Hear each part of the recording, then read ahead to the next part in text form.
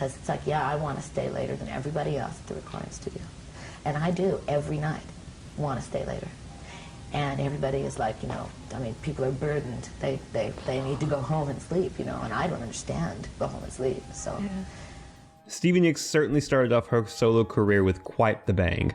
By the summer of 1981, the rock star had curated a collection of songs, all co-penned and co-produced by Nicks, and was ready to unleash them upon the world. Her stable of musicians and producers included future music mogul Jimmy Iovine, Tom Petty, Don Henley, and Waddy Wachtel. This body of music, entitled Belladonna, was released to the public in July of 1981 and was an immediate success. Making it all the way to #1 in the US, it was eventually certified 4 times platinum after selling 1 million copies in its first month.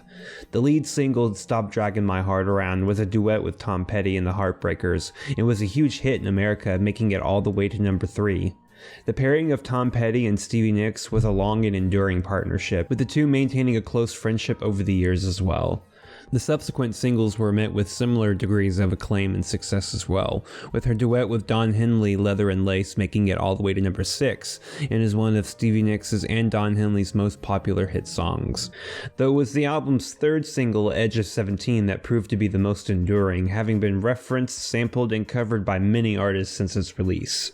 The song, which peaked at #11, was seen as Stevie Nicks' first true moment as a rock star by many, and paved the way for a new era of female-led radio rock. The tour that supported the album in 1982 was a huge success, though short-lived. Stevie Nicks has admitted to feelings of depression and resentment at having to put her solo career on hold to return to Fleetwood Mac, who had reconvened in France to record their next album together, Mirage. Belladonna had stood as a personal triumph for Stevie, who had proved to the band and the world at large that she could carry her own weight as a solo artist, as well as being a vital member of the group. This mindset certainly helped shape the themes and tone of the music that she would contribute to this era of the band. Amongst the 3 songs that Stevie Nicks contributed to Mirage was arguably the album's centerpiece, Gypsy. The song is one of the many songs on the album that have a strong feeling of nostalgia, a longing for the past. No doubt the band was looking to recapture the acclaim and the sales of Rumors after the lackluster response to Tusk. The song, lyrically recalling the memories of her life before fame and wealth, was another hit for Stevie and the band, reaching #12 in the US and #4 on the rock charts. The music video for Gypsy was the first world premiere music video for MTV, and further propelled the band into this new era following the success of their previous video, Hold Me. Directed by future film director Russell McCulley, the video today remains one of the most iconic music videos, not just of Nicks' and Fleetwood Mac's catalog, but from the 80s and of music videos in general. The lavish production, which at that point had been the most expensive music video ever produced, was inspired by the works of famous poets, classic Hollywood, and Stevie Nicks' cult of personality that she had developed over the years. Straight Back, another one of Stevie's tracks from Mirage, is a personal favorite of mine, and is lyrically about Stevie's reluctance to leave her solo career, noting that the dream had just only begun. The song was a minor hit on rock radio, and has been covered by several artists since its release. The Mirage album was an instant success, reaching #1 in the US for 5 weeks, and selling over 4 million copies globally. The tour for the album was also a success, but the tension between the individual members of the band was so thick by this point, with oftentimes violent outbursts on and off stage, that the group would part ways for the better part of the next 4 years, allowing Stevie to return to her successful and lucrative solo career.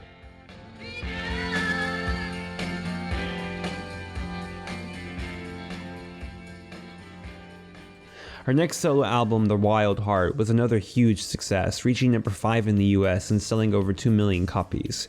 Its 3 singles were all hits on the Billboard Hot 100, with Stand Back being the biggest. Co-produced by Prince, the song is a hard-hitting synth rocker that remains one of Stevie's most popular songs on radio and for live performances. There's several other album tracks here that rank amongst her best songs, including Sable on Blonde, which features Mick Fleetwood on drums, and Nothing Ever Changes, which is another synth-heavy rocker that recalls the sonic palette of Belladonna, a fitting theme given the title and lyrical content. Though successful and well regarded by fans and critics to this day, The Wild Heart was not the mega blockbuster that its predecessor was, and it's faced criticism for being too similar to Belladonna, even though I personally disagree and think that this collection is just a much more polished and well-rounded body of work that simply took what Belladonna did and improved upon it.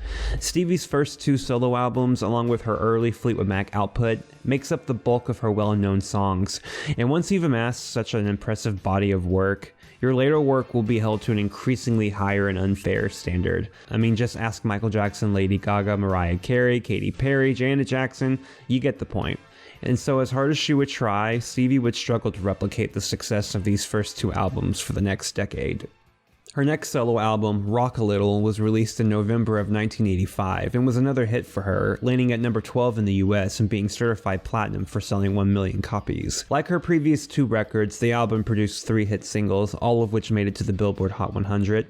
The album's lead single, Talk to Me, Nicks' first lead single to not be written by her, reached number 4 and was sourced by producer and longtime partner Jimmy Iovine, who later left the project after his breakup with Nicks. This led Stevie and longtime producer Keith Olsen to finish the album's production. The album's second single, I Can't Wait, was also a minor global hit for Stevie, reaching number 16 in the US while reaching the top 50 and 60 in most other European countries. The music video, while stylish and popular with fans, remains a low point in Stevie's personal history, as she admits to being under the influence of drugs and alcohol for much of the video shoot. The record as a whole was noted by critics and fans for Nicks' increasingly nasally and husky voice, which had deteriorated due to her addiction to cocaine. The wild parties, drug-fueled affairs, and internal chaos that had defined the 70s era of Fleetwood Mac had unfortunately followed Stevie into the 80s and was threatening to completely destroy her career entirely. And so deep was her addiction by this point that Stevie has no clear memories of the supporting tour for her solo albums going forward, which saw her visiting European countries for the first time as a solo artist. The DVD release of the Rock a Little tour has numerous retouched shots and added inserts due to Stevie's dissatisfaction with her physical appearance during the concert. Following the conclusion of the tour, Stevie finally made the choice to check herself into the Betty Ford clinic for her untreated drug abuse. Before then, Stevie had been reluctant to go, sometimes musing about going out like so many of the great rock legends that came before her. Stevie would later find the strength to overcome her addiction by hoping to set a better example for the generation that would come after her. However, though she would finally rid herself of the cocaine habit, she was unknowingly trading one addiction for another. In an attempt to keep her off of cocaine, Stevie's doctors prescribed her Klonopin, a powerful tranquilizer that was supposed to keep Stevie from relapsing. However, Stevie would note the next few years as increasingly difficult and hazy, and laments that the drug addiction took away what could have been her best years as an artist. It's often said that once an artist loses connection with their muse or inspiration, it can be next to impossible to get it back. Stevie was once well known for her back catalog of poems, songs, and seemingly endless well of inspiration. But during this time, Stevie would struggle to write the beautiful poems and lyrics that used to come to her so naturally, and the quality of her output during this time suffered greatly as a result, with many of her songs and recordings from this point onward coming from old demos and unused material from her earlier years. While Stevie was dealing with her own personal struggles, Fleetwood Mac had reconvened after almost 5 years to begin work on their follow-up to 1982's Mirage. Beginning as a Lindsey Buckingham solo project, the album eventually grew into the band's 1987 mega smash hit Tango in the Night, which saw the band reaching highs not seen since the Rumors era. Stevie's promotional schedule for Rock a Little, along with her stay in the Betty Ford clinic, had overlapped with these recording sessions, and so Stevie would send the band demos for them to work on in her absence. Of the 3 songs that were written by Nicks for the album, only one was released as a single. 7 Wonders, written by Nicks' friend Sandy Stewart, was released as a single and managed to make it all the way to number 19, which was one of Nicks' highest charting efforts in years, though it paled in comparison to the album's other mega smash hit singles.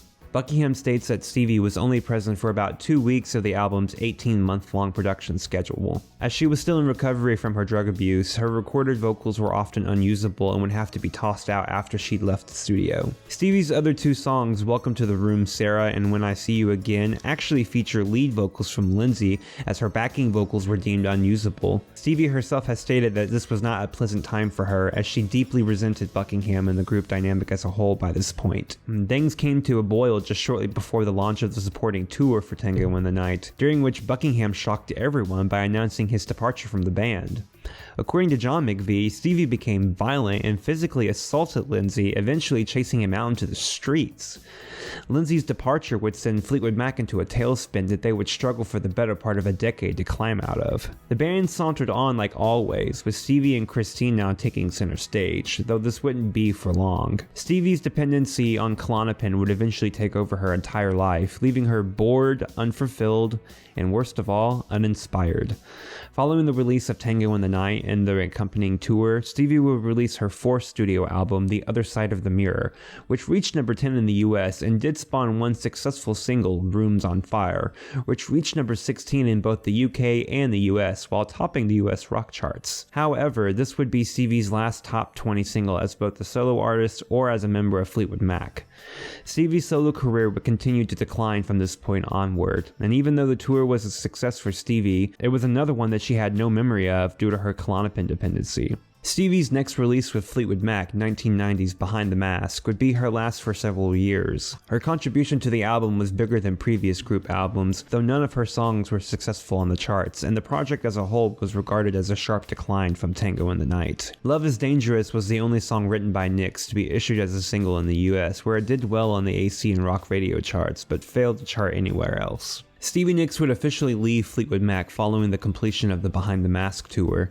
In 1991, Stevie released her first compilation album, Time Space, and had hoped to include Silver Springs on the collection, as it would have been the first time the song had been made available on an official release. However, Mick Fleetwood had vetoed this request, as he had also planned to include the song on a then upcoming Fleetwood Mac box set, The Chain. This soured relations between Stevie and the band, and she left the group to continue her solo career. The band's classic Rumors lineup would reunite in 1992 for a one-off performance during Bill Clinton's first presidential inauguration. Clinton had used Christine McVie's Don't Stop as his campaign theme and had personally requested the band perform the song during the event. This reunion was short-lived, though, and Stevie herself shied away from the spotlight for a number of years following a vicious mocking from the press over her recent weight gain. Stevie's Klonopin addiction came to a head, literally, after she injured herself at a friend's baby shower due to the effects of the drug.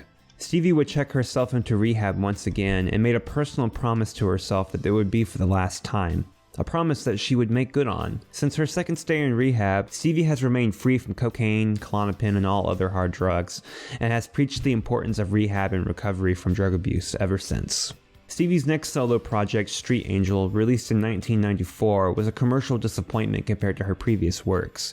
The album only made it to number 45 and produced no hit singles or popular fan favorites. The album's various songs are mostly sourced from old demos and poems from her many journals. Stevie had been suffering from a bout of writer's block and had asked her friend Tom Petty in help in writing new music, though Petty had implored her to continue on her own. Stevie doesn't remember this album or time in her life very fondly, and has stated that she had to re-record her vocals multiple times due to her dissatisfaction at the final product. The tour to support the album had also faced harsh criticism, yet again, for Stevie's weight gain, and she vowed to never set foot on stage until she had lost the weight and regained her focus.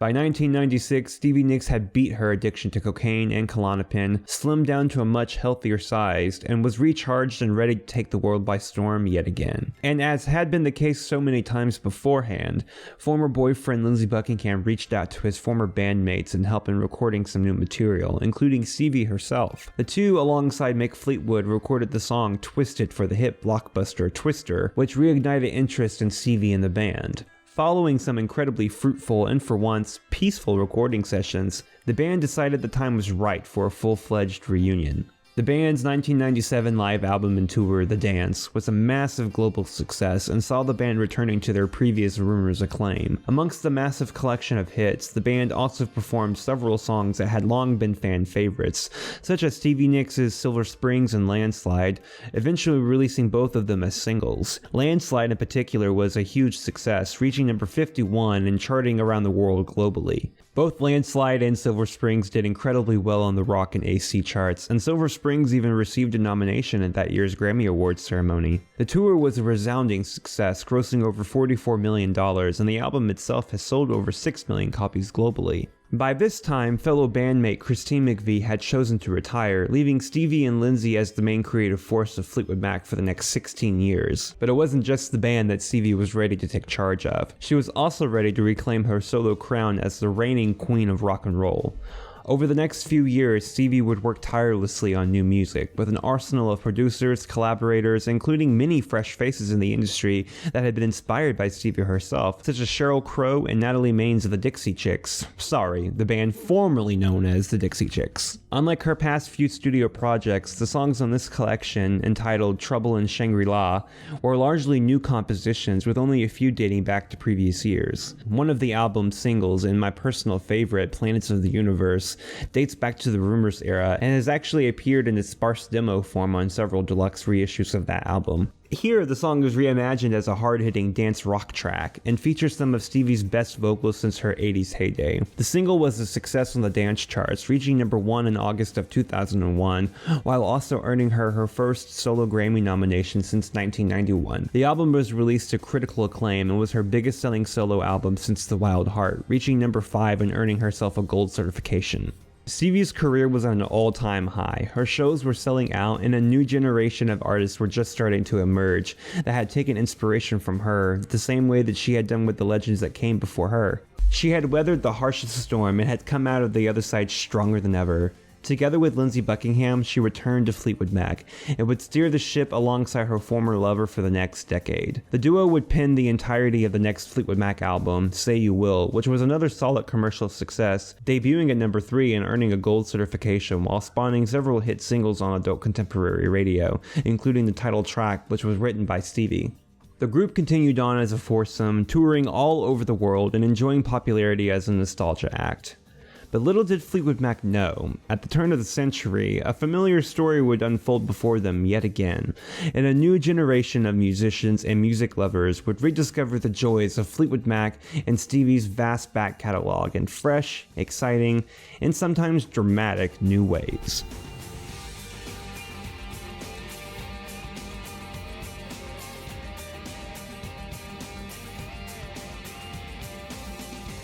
Thank you as always for joining me today for the second episode of my Stevie Nicks series. I will be back again with the third episode as soon as possible. I have enjoyed making this series for you guys, and I hope you've enjoyed listening to it. As always, you guys please take care of yourselves, stay safe, stay true to your heart, and I will see you all again here real soon. If it's good, it will be. It always, for Fleetwood Mac, it's like an unending tale, old English tale, and it's never seems to ever be finished.